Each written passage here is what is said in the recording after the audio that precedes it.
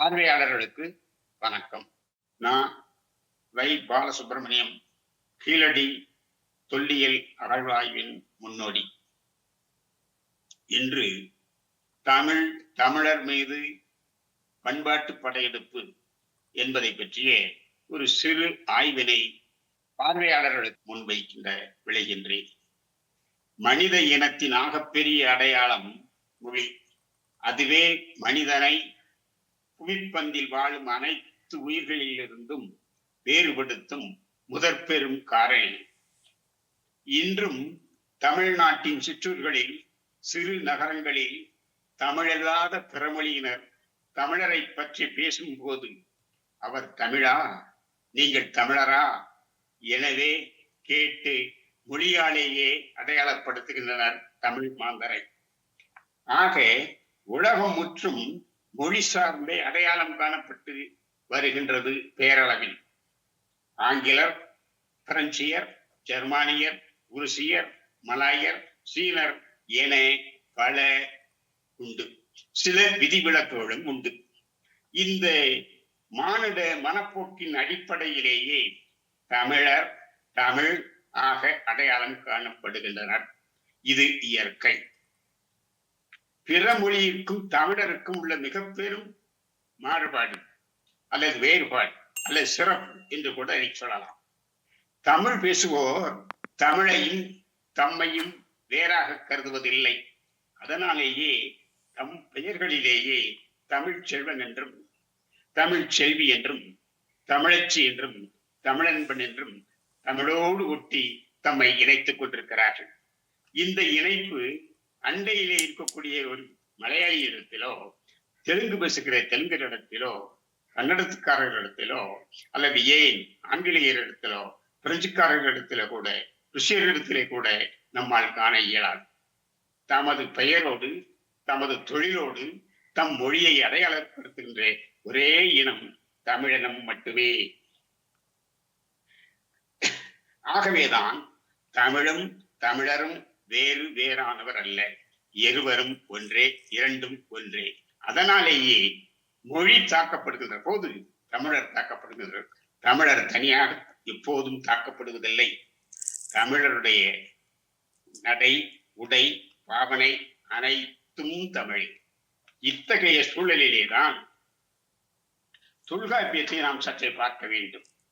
இந்த வரலாற்று அடிப்படையில் தமிழினுடைய மிக மூத்த சான்றாக, அறிவு சார்ந்த சான்றாக, பலராலும் ஏற்றுக்கொள்ளப்பட்ட, அனைவராலும் ஏற்றுக்கொள்ளப்பட்ட ஒரு நூல் தொல்காப்பியம். அது 3000 ஆண்டுகளுக்கு முன்பே தமிழ் மொழியின் மீது ஏற்படுத்தப்பட்ட தாக்கத்தை அல்லது படையெடுப்பை மிக தெளிவாகவே அறுதியிட்டு உறுதியிட்டு கூறுகிறார். அதை சொல்கிற போது அவர்கள் தொல்காப்பியர் சொல்லுவார், மொழி வகையை 4ஆக சொல்கிறார். எச்சொல் என்றும், திசை சொல் என்றும், திரிசொல் என்றும், வடசொல் என்றும் சொல்கிறார். இவை 4ம் இதில் எவ்வாறு தமிழோடு சேர்ந்திருக்கிறது, எவ்வாறு தமிழை பாதிக்கிறது, அதனுடைய வகைகள் என்ன என அதற்கு இலக்கணமும் வகுத்து வைத்திருக்கிறார். ஆகவே மொழியின் மீது ஏற்படுகின்ற பிற தாக்கங்கள் 3000 ஆண்டுகளுக்கு முன்பிருந்தே துவங்கிவிட்டதை தொல்காப்பியம் நமக்கு மிக தெளிவாக ஓடித்து காட்டுகிறார். பழையன கழிதலும் புதுவன புகுதலும் கால வழிவினானே என்பது பொது விதி. மனிதன் வலசை புகின்ற ஓர் உயிரி. அதனால்தான் கண்டம் விட்டு கண்டம் பாய்கின்ற மனிதன் இப்போது கண்டத்தையும் தாண்டி அண்டத்தை அளக்கிற அளவிற்கு வளர்ந்திருக்கிறான். ஆக இப்படி பிற இடங்களில் இருந்து வருகிற தாக்கங்கள் எதை தாக்கும், எப்போது தாக்கும், எப்படி தாக்கும் என்பதை நம்மால் அறுதியிட்டு சொல்ல முடியாது. தனி மனிதன் இந்த தாக்குதல்களை தடுத்து நிறுத்தவும் முடியாது. ஒரு சமூகமே தன்னை பாதுகாத்துக் கொள்ள வேண்டும் என்று சொன்னால்தான் இந்த புறத்தாக்குதலில் இருந்து தன்னுடைய மொழியையும் பண்பாட்டையும் பாதுகாத்துக் கொள்ள இயலும். அந்த வகையிலே தமிழ் சமூகம் தமிழும் வரலாற்று சான்றுகளோடு பார்க்கையில் ஏறத்தாழ 3000 ஆண்டுகளுக்கு முன்பிருந்தே தாக்குதலுக்கு உட்பட தொடங்கியதை நாம் உணரலாம். வெறும் இலக்கணத்தை மட்டும் தொல்காப்பியம் சொல்லவில்லை. தமிழருடைய பல்வேறு கூறுகளையும் வாழ்க்கையினுடைய அமைப்புகளையும் தொல்காப்பியம் கூறியிருக்கிறார். அப்போது இருந்தே நாம் அதை மிக தெளிவாக எப்படி தமிழின் மீது, தமிழரின் மீது பண்பாட்டு படையெடுப்புகள் நடந்திருக்கின்றன என்பதை தொல்காப்பியத்திலிருந்தே நம்மால் உணர முடியும். சில நூற்றாண்டுகளாக தொகுக்கப்பட்ட 8 தொகை நூல்களை உற்று பார்க்கிற போது தமிழ் சமூகத்தின் மீது, தமிழின் மீது எவ்வாறு தாக்குதல்கள், பண்பாட்டு தாக்குதல்கள் தொடர்ந்திருக்கின்றன என்பதை நம்மாலே தெரிந்து கொள்ள முடியும். இயற்கையோடு இயைந்த தமிழர் பண்பாடு கற்பனை கடவுள்களோடு தொடர்பு படுத்தப்பட்டதை பரிபாடல் மிக தெளிவாகவே காட்டுகிறார். அதன் நீட்சியாக பல்லவர் ஆட்சி அமைந்தது. அதன் பிறகு சைவ சமயத்தின் ஏற்றம், வைணவத்தினுடைய பரப்புரைகள் தமிழையும் தமிழரையும் நிலை தடுமாறச் செய்தன. அறிவுடை நம்பியும் நெடுஞ்செழியனும் கிள்ளிவளவனும் மறைந்து போய் விஷ்ணுவர்த்தனர்களும் ராஜகேசரிகளும் பரகேசரிகளும் இடம் பெற்றார். இந்த மாற்றத்திற்கு முதற் புள்ளி வைத்தவன் யார் என்று தெரியுமா? சங்கம் வைத்து தமிழ் வளர்த்த மதுரையை ஆண்ட முதுகுடிமி பெருவழுதி என்கிற பாண்டிய மன்னன் தான். அவனுக்கு பெயரே பள்ளியாக சாலை முதுகுடிமி பெருவழுதி. பல யாகங்களை செய்யும். தமிழகத்தினுடைய ஆன்மீக படையெடுப்பு, வாழ்க்கை படையெடுப்பு என்று சொல்கிற வகையிலே சமய படையெடுப்பு என்றெல்லாம் கூட இதை சொல்லலாம். அந்த வகையிலே யாகங்களை செய்வதிலே முன்னோடியாக இருந்தவன் அந்த பள்ளியாக சாலை முதுகுடிமி பெருவழுதி. அவன்தான் முதற் புள்ளியை வைத்தவன். அதற்கு பிறகு சோழ நாட்டிலே ஒருவன் வந்து சேர்கிறான். அவன் பெயர் ராஜசுயம் யாட்ட திருநற்கிள்ளி. அம்மட்டோ இதைத் தொடர்ந்து தேவாரத்தை மீட்டெடுத்தவன் என பெருமிதத்தோடு நாம் இன்று சொல்லிக் கொண்டிருக்கின்ற ராஜராஜ சோழன் தன் முன்னோர்கள் வைத்த மரத்திற்கு வேலியிட்டு நீர் பாய்ச்சி பெரும் காடாக்கி வைத்தான். அதை தொடர்ந்து வந்தவர்கள் விஜயநகர மன்னர்கள், நாயக்க மன்னர்கள். அவர்களாலும் தமிழும் தமிழரும் பண்பாட்டு படையெடுப்புக்கு பெரிதும் ஆளானார்கள். அதன் பிறகு வந்த ஆங்கிலேயர்கள் ஆட்சி கட்டில் ஏமாந்தார்கள். அவர்கள் களத்தில் தமிழ் சற்றே நிமிர்ந்தது. ஆனால் அவர்கள் சென்ற பின் அவர்கள் விட்டு சென்ற மொழி இருக்கிறதே, அது அம்மா என்கிற சொல்லை நம்மிடமிருந்து பிரித்து போய் அவற்றை மம்மியாக்கி தமிழை தடுமாறச் செய்து கொண்டிருக்கிறது. உடுப்பது 4 முழம் உடை என்கின்ற உடை நாகரிகம் போய் மழலையர் முதல் முதியோர் வரை இந்த சூடு நிறைந்த நாட்டிலே சூட்டு அணிகின்ற பாரம்பரியத்தை, மரபை கொண்டு வந்து சேர்த்திருக்கிறார். அரசியல் விடுதலை பெற்ற ஒருமைப்பட்ட இந்தியாவில் தமிழும் தமிழரும் தொடர்ந்து பண்பாட்டு படையெடுப்பிற்கு, தாக்குதலுக்கு ஆளாகி வந்திருக்கிறார்கள். கடந்த 3000 ஆண்டுகளில் 20% தமிழர் பண்பாடு, தமிழ் சிதைக்கப்பட்டது என்று சொன்னால், கடந்த 100 ஆண்டுகளிலே அது இன்னும் அதிகமாக 40 விழுக்காடுகள் சிதைக்கப்பட்டு இன்றைக்கு தமிழும் தமிழர் பண்பாடும் 60% சிதைக்கப்பட்டிருக்கிறது. அதற்கு காரணம் என்ன? பெரும்பான்மை சமூகம் அதை ஏற்றுக்கொண்டிருக்கிறது. அதை நாம் மறவாது நினைவில் வைத்துக் கொள்ள வேண்டும்.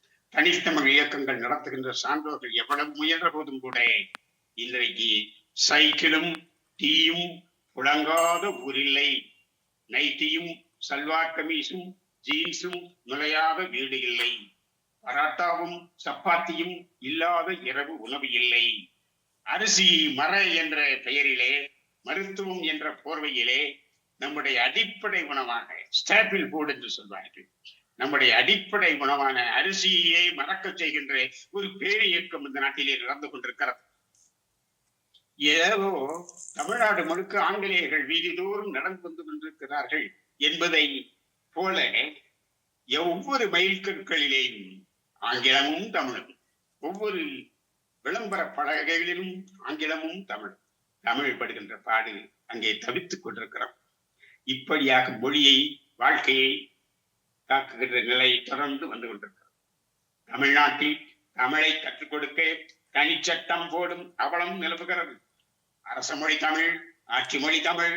ஆனால் அரசு கோப்புகளிலோ இணைப்பு மொழியாக ஆங்கிலம் இருக்க வேண்டும் என்கின்ற போர்வையிலே ஆங்கிலம் கோலோச்சிக் கொண்டிருக்கிறதை நம்மாலே மிக தெளிவாக காண முடியும். வழக்காடு மன்றங்களிலோ அவைகள் விதிவிலக்கல்ல. அங்கே நீ தமிழனோடு பேசுகிற போது ஆங்கிலத்திலேயே தான் பேச வேண்டும். தமிழ் தெரிந்த தமிழன் ஆங்கிலம் தெரியாமல் தடுமாறிக் கொண்டிருக்கின்ற நிலையிலே இன்றும் அங்கே நிலக்கிறது. விளையாட்டுத்துறை எடுத்துக் கொள்ளுங்கள். கிட்டி புல்லும் சடுகுடுவும் போய்விட்டு இங்கே கிரிக்கெட்டும் கபடியும் கிராமங்களில் கூட கோலோச்சுகின்றன. இந்த அவலம் அடுத்த நிலைக்கு வருகிற போது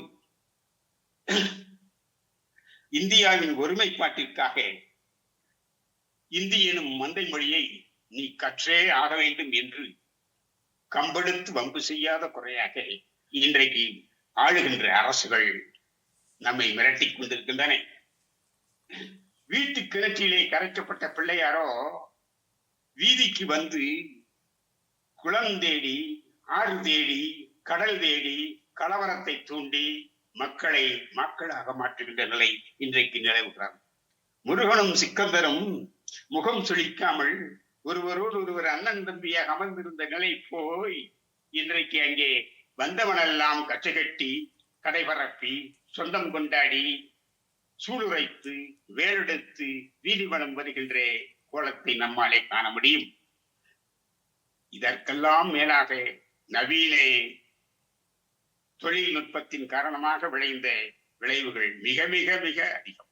கடந்த 100 ஆண்டுகளிலே ஏற்பட்ட இழப்பினை விட, பாதிப்பை விட இந்த படையெடுப்புகளுக்கு அடிப்படை காரணமாக அமைந்திருக்கிறது தொலைக்காட்சி கருவிகள். இன்று கருத்துருவாக்கம் செய்யும் நிலையிலே மிக பெரும் கருவியாக தொலைக்காட்சியும் சமூக வலைத்தளங்களும் இருக்கின்றன. அவைகள் அனைத்தும் ஒரு சில விதிவிலக்குகள் தவிர காசுக்காக நாய் வேடமிட்டு பகல் வேடதாரிகளாக திரிகின்றன. அவற்றின் பெயர்களிலேயே தமிழில்லை. நிகழ்வுகளிலோ தமிழும் தமிழர் பண்பாடும் தடமுரண்டு தவித்துக் கொண்டிருக்கின்றன. அரைகுறை அறிவாளிகள் நிறைந்த இந்த தமிழ்நாட்டில் பகுத்தறிவை குழிதோண்டி பழமைவாதத்துக்கும் புதுமை புரட்சி என்ற பெயரிலே நவீன பாஞ்சாலிகளுக்கும் கிருஷ்ணர்களையும் துரியோதனர்களையும் உருவாக்க திட்டமிட்டு மரம் நட்டு உரமிட்டு வளர்க்கப்படுகின்ற பண்பாட்டு சிதைவை, பண்பாட்டு போராட்டத்தை, படையெடுப்பை அவைகளிலே மிக தெளிவாக காண முடியும். எங்கெங்கு நோக்கினும் சக்தியடா என்றான் புலவன். ஆனால் இன்றோ எங்கெங்கு திரும்பினாலும் தமிழர் தவிர ஏனைய இடங்கொள்ளாது நிற்கின்றன. மொழியில் கலப்பு, உணவில் திரிப்பு, உடையில் குறைப்பு, கருத்தாக்க கடவுளுக்கு கண்டவிடமெல்லாம் எண்ணற்ற வண்ணக் கோயில்கள் என தமிழர் பண்பாடு பல்வேறு விதமான படையெடுப்புகளுக்கு ஆளாகி இன்று சிதைந்து கொண்டிருக்கிறார். ஆனால் இயற்கை விதி வேறு. ஏனெனில் தமிழ் இயற்கை, தமிழ் உயிர், தமிழும் தமிழரும் வேறல்ல. 3000 ஆண்டுகால படையெடுப்பிற்கு பார்த்த தமிழ் குமரி குரலன் போல காலம் கடந்து மிக வலிமையோடு நிற்கும். வாழ்க தமிழ், வளர்க தமிழ். வணக்கம்.